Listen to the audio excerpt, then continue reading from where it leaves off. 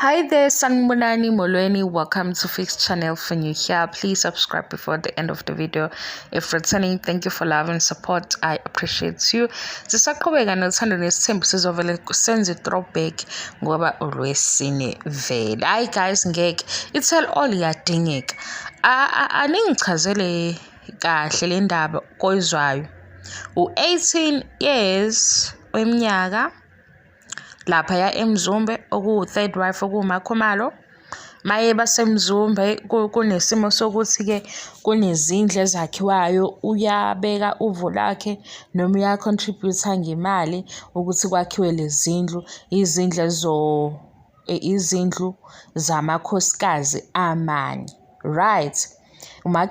umakhelwane futhi wakaMseleku uMakhomalo, kodwa ke into evelayo ukuthi umnyaka ewu-18 yiyo le afike ngayo emzini. Mayefika futhi emzini before ubehlala noMasawule okuyi-second wife ongasekho emhlabeni benangaki ngaleso sikhathi. Before uthi ayiphuma ey'ndabeni zabantu, angazi bangaka abantu ababuka le show abayibuzayo le mibuzo, asisho ukuthi bonke phela bakhona abayibuzayo. Yima futhi ngikutshela ukuthi why abantu bebuza umbuzo. Uma kunombuzo isuke ingakabi khona impendulo, mhla kwaba khona nempendulo ehlalayo iqonda ukuthi okay, nakho 1 2 3 4 5 nento engihleze ngisho. Yabo into eyenzeke ngo-2010 ngoJulayi 2010, asingenzile isibonelo. Yakhumbula igoli elokuqala esalithola kwi-World Cup la eSouth Africa, ngoba sonke sasibuka. Akekho osengafika esitshele ngalo la suke ethi lela goli lashawa ubani. Ngeke kuze kushintshe lokho, ngisho sesahamba. Akazi ukuthi ngisho ukuthi sesahamba. Yibo guys, ngiyayihoxisa leyo ndawo. Kunemibuzo abantu ababonayo isikhala badinga impendulo ngoba izindlu zakhiwe ekhona. Wakhomba ukuthi amacele izoma kanjani, umacele ubekuphi, ngoba umakhelwane umakhelwane azi futhi ubhuti asendaweni oshadile, why kube ngathi akayizwisisi into eshiwo umacele. Seyidluleke because le video ayikho ngomacele, le video ingo-third wife okuMakhomalo. Ube no-18 efika emzini lana masilalela lo ka-18 ingesikhathi sasemzumbe wakha-ke izindlu kanye nobaba uMseleku. Ubaba uMseleku wenze njani? Ushiya uMakhomalo akana izindlu, wenza izinto zamayeni before ezikaMakhomalo. Umacele maye mazi njengengane yakamakhelwane, ezintombazane yakamakhelwane, because ngaleso sikhathi ubengakashadi. Kurongi kuphi lokho ngoba makunjalo, ngoba nakho ngomembeso uma befika abantu befica umayeni ephandle emzumbe ubakhomba ezansi uthi akukho la, kulaphaya ezansi, okusho ukuthi umcimbi usezansi. Ukhombe futhi engathi ukhomba indawo ebonakalayo, right? Umacele umazi as ingane yamakhelwane. Umayeni mayezofika ethi umazi njengosisi owayesebenza e-office, njengoba wathi-ke unkosikazi omunye umazile e-office beze bebe abangani. Nakhona lapho sizothi kurongi yini. Okay, yi-office, asilazi i-office iqale ngasiphi isikhathi. Umakhelwane sizwa lapho ku-season 7 ukuthi ube umakhelwane iminyaka ewu-18, kanti kwiminyaka ewu-18 uma ebesemzini why ezocomplaina ngokuthi umacele akayi kumembeso wakhe. Bayanqena ukuhlala phansi sibuze imibuzo ilandelana ukuze ngesikhathi le mibuzo ibuzwa beyithole iy'mpendulo kumakhosikazi, ngoba phela manje bona bayasabana. Ukuze nje le ibe clean and clear, abahlali phansi, we tell all, ukuze sizosho ukuthi isiphi isizathu esenza umacele elobethi uyazifaka akasazifaki. Ubekhona kuma-decisions okwakha izindlu. Sizwe kanjalo ku-season 6. Ubekhona emshadweni kaMayeni, oshutha uMayeni nje wa-welcome. uMayeni wa-welcome uMakhumalo eMzumbe ngoba ubesekhona. Kodwa futhi kuyajika kancane. uMangwabe ucishe waba iwele laMakhumalo ngoba bona balandelane eduze. Yonke lento engiyibalayo ngizwe lapha kwishow. Eyokuba umakhelwane sizwe ngoMacele besetafuleni. Waphinde futhi uMakhumalo wayifakazela eseyikhuluma noMangwabe ukuthi-ke ubone ukuthi hawu uthi uMakhumalo kuMangwabe uMacele ubone. Yazi uMacele hayi ngeke nayo inhliziyo yakhe angiyi-understand kodwa phela ngiyamlalela ngiyamuzwa. uMacele akamenzanga lutho umakhelwane, ingane yamakhelwane ayenzanga lutho. 18 wahlala lapha yena Macele seshadile uzocomplaina ngokuthi akayanga kumembesa kanti sikwi-movie lana yini ndaba besixoxela imovie sikwi-movie lana. Khona kunjalo-ke uMacele u-right u-wrong kusho abalandeli. Ezinye izinto ezenzakalayo lezi eziyi-reality yilezi esiyifuna laphaya kwi-Tell All. Sesibuza uMacele ukuze ezosiphendula ngoba uMacele ushade kuqala. Khona uMacele eshade kuqala bekunomntwana ozamukuma noma ubese ena. Nangu-ke lo mntwana ubhizi. Khona lowo mntwana lowo khona ongaphambili kwakhe. Kubeke khona uLwandle, kube khona uMpilo. uMacele obeshadile kuney'ngane eziwu-4 already ey'cishe zilingane. Abantu-ke abazisithembu bathi isithembu vele kodwa uMacele nje obeshadile. uLwandle phela otholakala emshadweni.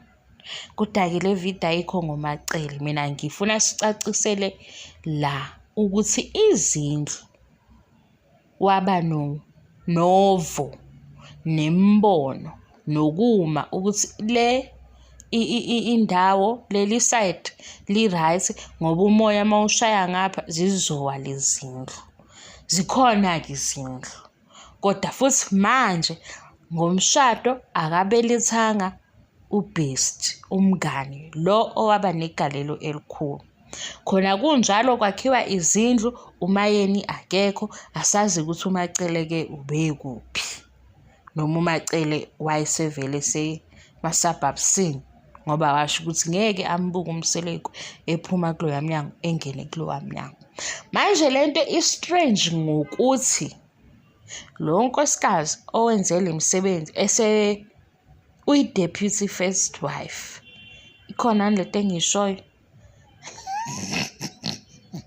uyi-deputy-ke noma uyi-assistant ka-first wife ngoba kusho ukuthi abeza emva kaMacele ba-welcome uMakhumalo eMzumbe.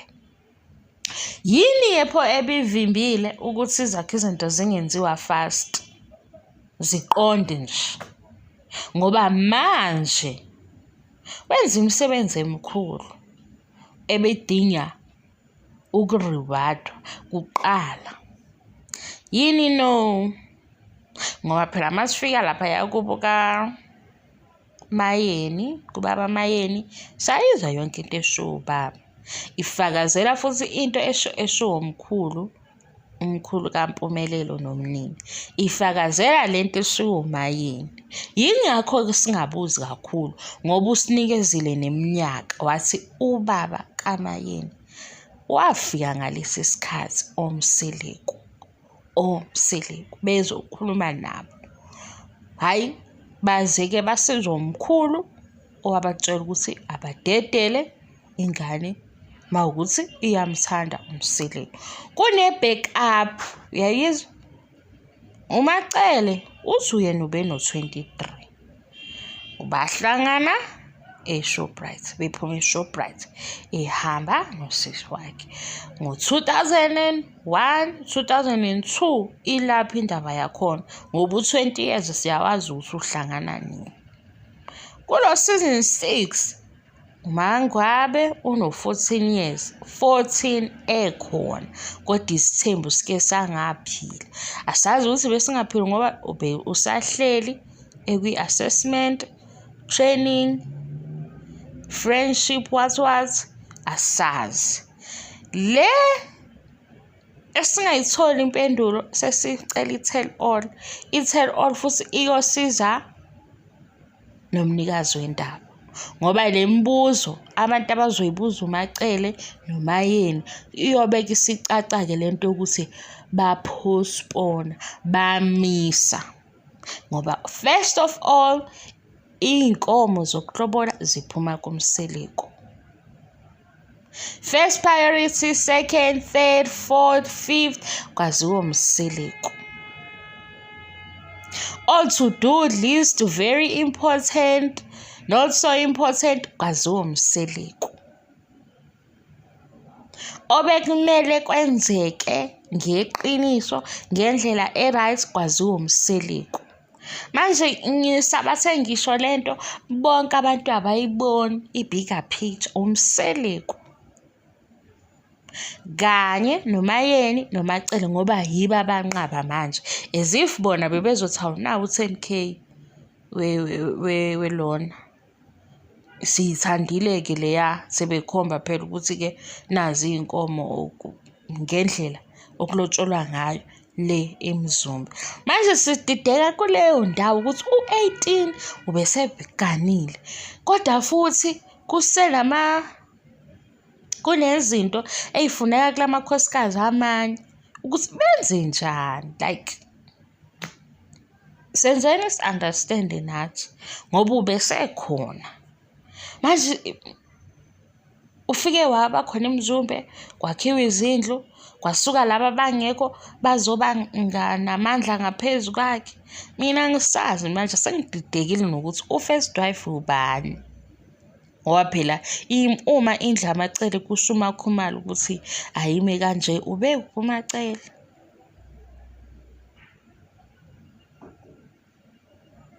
Kodwa-ke uMacele manje ku-23 years kaMacele no-18 years kaMakhumalo abayona lento esibuka manje.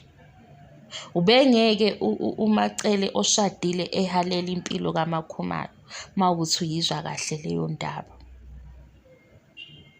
La ekhona uMacele eshadile ubengeke ehalela impilo kaMakhumalo ngesikhathi eqala ukumazi nangesikhathi esefika futhi emshadweni ngoba into esizwayo ebekuMakhumalo u-second wife owayeyisponsor. Le video angifuni nizwe ngendlela e-wrong. Ngifuna ngizwe ngale ndlela yokuthi idinga i-tell all. Yabo mawuyizwa ngathi ispice, mawuyizwa ngathi hayibo why you fix manje ngathi nje uzoba disrespectful. Ngifuna ukukhombisa ukuthi kudingeka i-tell all. uMacele ona-23 angithi unenibona osisi besanda kushada kusuke kusazoba nama-honeymoon kwasho kwagcina nje kumnandi zingakakhali.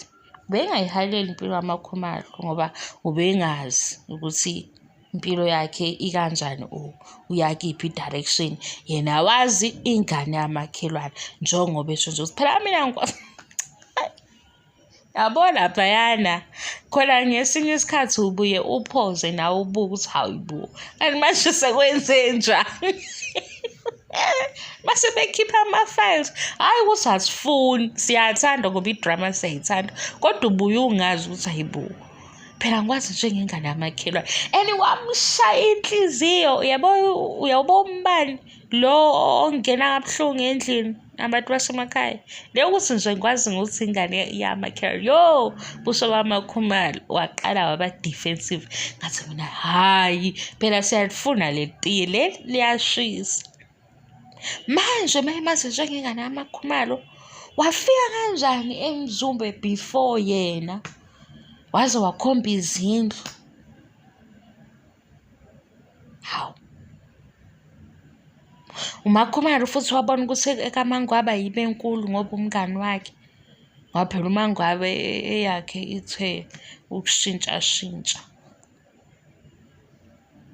Unezinto kuningana endlini yaMangwabe. Asikho-ke endabeni yezindlu, silena nje la ekuqaleni. Yazi ukuthi mina ngifunelani? Ngifunela ukuthi kusale kwazeke ukuthi uMacele ikuphi la enqabe khona, or uMacele noMayeni banqabe kuphi, or uMacele noMayeni bamzonda ngempela yini uMakhumalo njengoba kushiwo. Wemalo baze babhala ama-Bible verse nginixoxele i-fanbase yaMakhumalo.